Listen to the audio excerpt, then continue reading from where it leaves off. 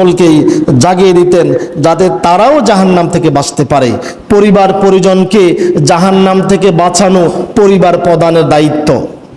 শুনুন, আমরা এখানে যারা আছি পুরুষ, বাড়িতে পর্দার অন্তরালে মা বোন যারা আছেন, আপনারা দায়িত্বশীল মানুষ।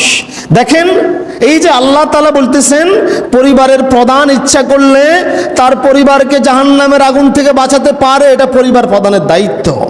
এটা পরিবার প্রধানের দায়িত্ব। আল্লাহ তাআলা বলতেছেন সূরা তাহরিম আয়াত নং 6, আল্লাহ তাআলা বলেন, ইয়া আইয়ুহাল্লাযীনা আমানু, হে ঈমানদারগণ, ও আনফুসাকুম ওয়া আহলিকুম নার, তুমি নিজেকে এবং পরিবার পরিজন, স্ত্রী সন্তান কন্যা পিতা মাতাকে বাঁচাও নার, জাহান্নামের আগুন থেকে।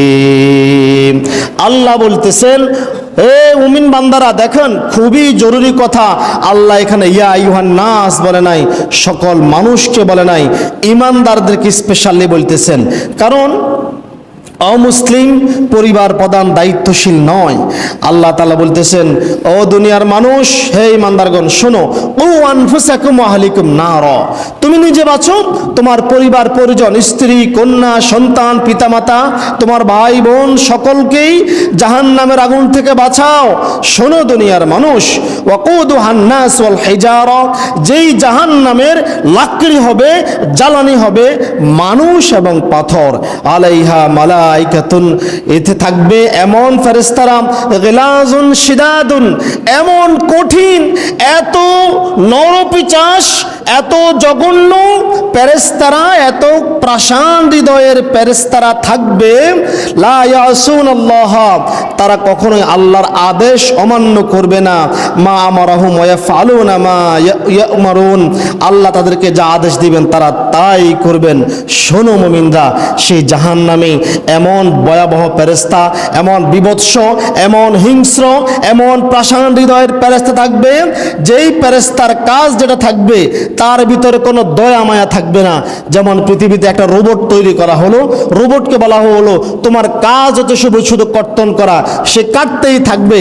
তো আপনি রোবটের সামনে গিয়ে হাত জোড় করে ক্ষমা চাইবেন, পা ধরে ক্ষমা চাইবেন, রোবটের সে অন্তর নাই আপনার প্রতি দয়া করবে। সেদিন এমন ফেরেশতারা জাহান্নামে থাকবে, একদল ফেরেশতা থাকবে অন্ধ এবং বধির, তারা চোখে দেখবে না, কানে শুনবে না। তাকে দায়িত্ব দেওয়া হবে, তোমার হাতে বড় হাতুড়ি দিলাম, হেমার দিলাম, তোমার কাজ হচ্ছে এই লোকের মাথার মধ্যে জোরে বাড়ি দেওয়া।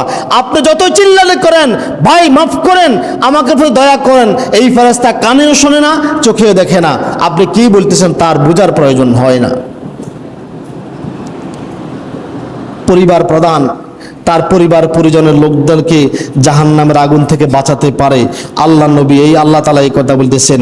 ইবাদতের মহিমান্বিত সময় আমরা ব্যবসা বাণিজ্যে ব্যস্ত, ইবাদত করার সময় আমাদের মেলে না। আমরা বুঝেছি রমজানের শেষ দশক, পুরুষরা বুঝেছে অনেক ব্যবসা করতে হবে, অনেক টাকা পয়সা ইনকাম করতে হবে, তাই দিনের বেলায় সিয়াম রাখি, রাত্রিবেলায় একটু কিয়াম, লাইলাতুল কদর তালাশ করার সময় আমাদের মিলে না, 2-4 রাকাত নফল নামাজ পড়ার সময় আমাদের মিলে না। হায় হায়। আর আমাদের মহিলারা শেষ 10 দিন তারা বুঝেছে রমজানের শেষ 10 দিন মানে শপিং, গয়নাগাটি কিনতে হবে। হায় হায়, পুরুষরা হচ্ছে টাকা পয়সার পূজারী, নারী হচ্ছে পোশাক অলংকারের পূজারী। অথচ আল্লাহর নবী বলতেছেন, আবু হুরায়রা রাদিয়াল্লাহু তাআলা আনহু বলেছেন, আল্লাহর নবী সাল্লাল্লাহু আলাইহি সাল্লাম বলেন, তাইস, ধ্বংস হয়ে যাও, আব্দুদ দিনার ও আব্দুদ দিরহামি, টাকা পয়সা ধন সম্পদের গোলামেরা, টাকা পয়সা ধন সম্পদের পূজারীরা ধ্বংস হও। ও আব্দুল খামিসাতি, ধ্বংস হয়ে যাও পোশাক অলংকারের পূজারীরা।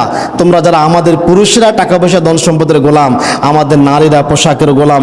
ইন উতিয়া রাদিয়া, তাদেরকে দিতে পারলে খুশি, ওয়াইল্লাম ইউতা সাখিতা, দিতে না পারলে অসন্তুষ্ট অখুশি। আমরা যেটা বলি, খাওয়াইতে পারলে উত্তর ঘরের যাড়াও বালা, এই কথা বলি না? খাওয়াইতে পারলে উত্তর করে যেটাও ভালো।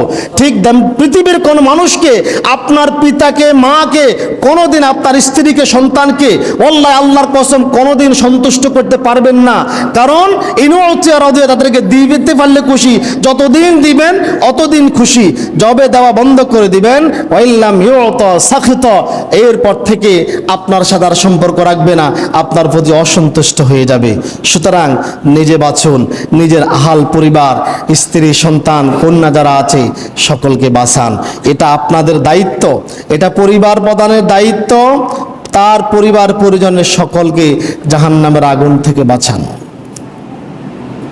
লাইলাতুল কদরের সময়গুলি পার হয়ে যাচ্ছে, আপনারা কি সতর্ক হবেন না? ও আমার মা বোনেরা, শপিং করেন, টাকা পয়সা লাগবে না আমি কিন্তু এমনটা বলি নাই। জীবন চলার জন্য ধন সম্পদের প্রয়োজন আছে। আমি এত আগেও বলেছিলাম, আপনি নামাজ পড়তে হলেও টাকা পয়সার প্রয়োজন। নামাজ পড়ার জন্য একটা ভালো পোশাক লাগবে, ছত্র ঢাকার জন্য পোশাক লাগবে, নামাজ পড়ার জন্য একটা মাদুরি কিনতে হবে, মসজিদ নির্মাণ করতে হবে, মসজিদের ইমাম রাখলে তার বেতন দিতে হবে না? তাহলে জীবন চলার জন্য টাকার প্রয়োজন। কিন্তু এমনটা করিয়েন না টাকা পয়সার ভিতরে ঢুকে আপনি পরকালকে ভুলে যাবেন, এটা ঠিক নয়। ফিরে আসুন। আল্লাহ তাআলা আমাদেরকে হেদায়েত দান করুক, সকলে বলি আমিন। শেষ